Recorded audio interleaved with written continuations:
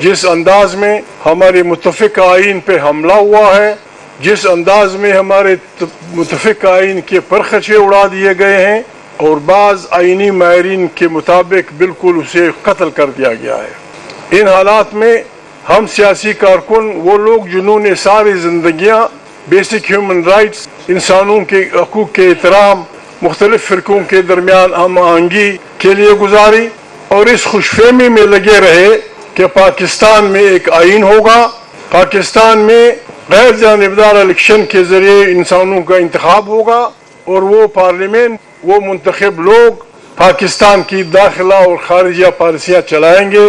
हम पहले भी मशकूक थे, मैं आज पता नहीं क्यों दिल चाहता है कि कुछ कहूँ, हम पहले भी मशकूक थे कि ये मुल्क आवाम के लिए है या वाकई एक जमहूरी मुल्क है। लेकिन उसकी तारीख हम देखते हैं 75 साल में सारा झगड़ा इस बात पे है कि किस तरह सिविल अथॉरिटी को कमज़ोर किया जाए, फारिग किया जाए, ख़त्म किया जाए। आज मेरे ज़हन में बिल्कुल तो ये सवाल है कि क्या ये मुल्क फ़ौज के लिए है या ये फ़ौज पाकिस्तान की मुल्क के लिए है। हम दूसरे फ़िक्र के लोग हैं, दुनिया के अक़वाम की फ़ौजें हैं, हमारी भी फ़ौजें होनी चाहिए।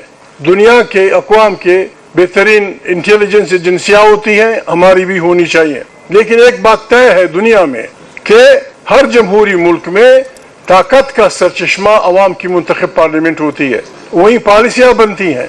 दुनिया में ये तय है कि जिस आदमी के हाथ में तलवार है, जिस आदमी के हाथ में बंदूक है, वो सियासी जरगे में नहीं बैठेगा और अगर उसको वो ड्यूटी पसंद नहीं, बिस्मिल्लाह करके बंदूक रख दे, आए मुंतखब हो जाए, पार्लियामेंट का हिस्सा बनाए। रईस से ही मैं उम्मीद हमारी मौजूदा जो कुछ हुआ उसने हमें वो कर दिया, बिल्कुल हमारी उम्मीदें ख़त्म कर दी हैं। जिन लोगों को इस्तिस्ना दिया गया है, एक आदमी उनमें सिविलियन है लेकिन चूंकि वो सुप्रीम कमांडर है, उसको इसलिए अभी 4 लोगों को या जितने लोगों को इस्तिस्ना मिला है वो सारे फौजी हैं। वो जो कुछ फैसले करेंगे, जहाँ जाएंगे, खारिजी और दाखिली पॉलिसियाँ बनाएंगे। और सबसे बुरी बात ये, अब सब इस मुल्क के रहने वाले हैं, हम तासुब फैलाने वाले लोग नहीं हैं। मुल्क के तूल अर्ज में जंग जारी है, वजीरिस्तान में जंग जारी है, चिरा में जंग जारी है, खैबर में जंग जारी है, बलूचिस्तान रो रहा है, धमाके हो रहे हैं, किसी के कान पे जून तक नहीं रिंगती। जब अवाम अपनी फौजों से लड़ेंगे नतीजा क्या होगा? नतीजा क्या होगा? इस मुल्क की बर्बादी होगी।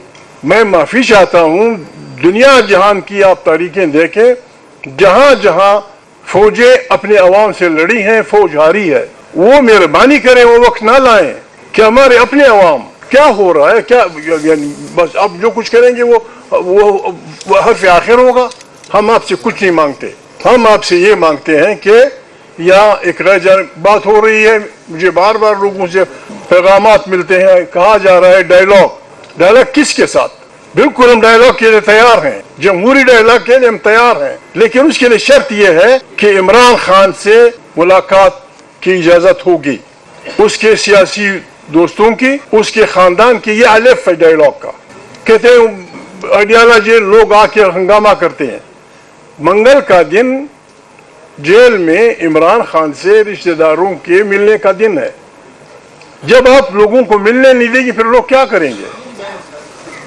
अगर कोई डायलॉग करना चाहता है, बिस्मिल्लाह, डायलॉग का अलिफ ये है कि इमरान खान की सजाएं तो अब दें, जो कुछ आपने करना है वो तो कर दिया आपने, लेकिन उससे मुलाकात की इजाज़त होनी चाहिए, उसकी पार्टी के लीडरों की, उसके ख़ानदान के लोगों की, फिर जाके बात होगी।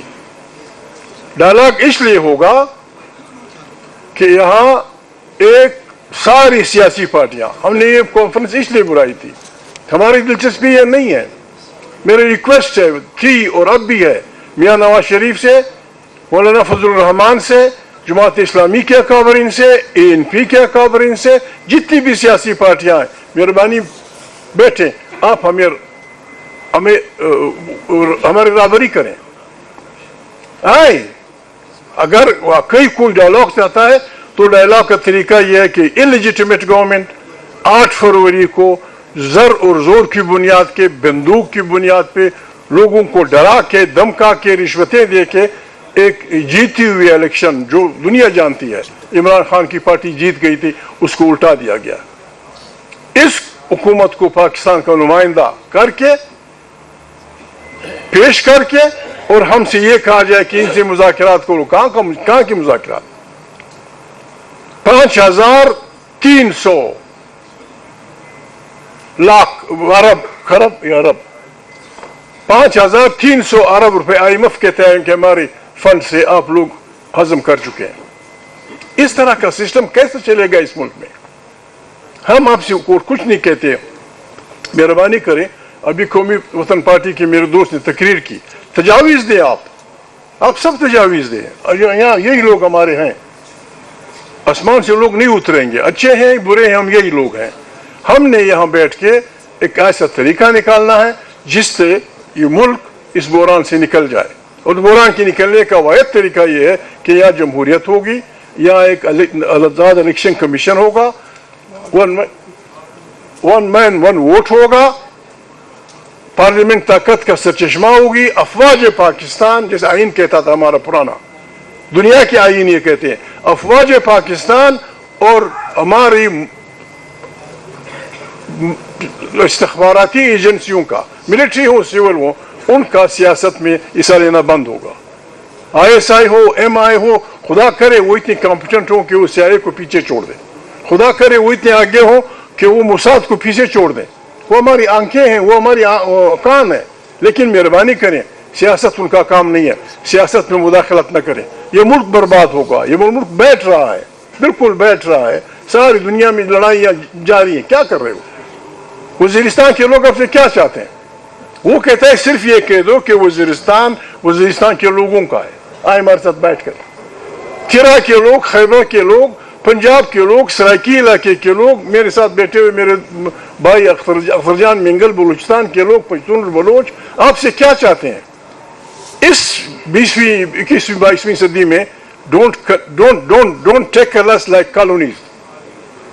اب سارے عالم فاضل لوگ بیٹھے ہیں. یہ عالم فاضل آدمی دوسرا، یہ تیسرا، کہیں کوئی بھی ڈکشنری آپ اٹھائیں، کوئی بھی انسائکلوپیڈیا اٹھائیں، کالونی کا مطلب دیکھیں اس میں. ہمارے اپنے لوگوں کو آپ کالونی سمجھتے ہیں. بلوچستان آپ کی کالونی، خیبر پختونخوا آپ کی کالونی، سرائکی بیلٹ آپ کی کالونی. ایسا نہیں چلے گا. آئیں بس ایک دوسرے کو معاف کریں. ہماری طرف سے آپ معاف ہیں، لیکن آپ بھی معافی مانگیں. آئے بیٹھیں. میں تو اس رائے کا ہوں کہ جس طرح یہ میٹنگ ہے کہ تمام پاکستان کے اداروں کی میٹنگ بلائیں 2 دن کے لیے. جرنیل ہوں، اس میں جج ہوں، دانشور ہوں، عالم فاضل لوگ ہوں، جرنلسٹ ہوں، اور میری طرح کے دانشور ہوں. سب مل بیٹھ کے بات کریں اور پاکستان کو اس بربادی سے نکالیں. God bless you.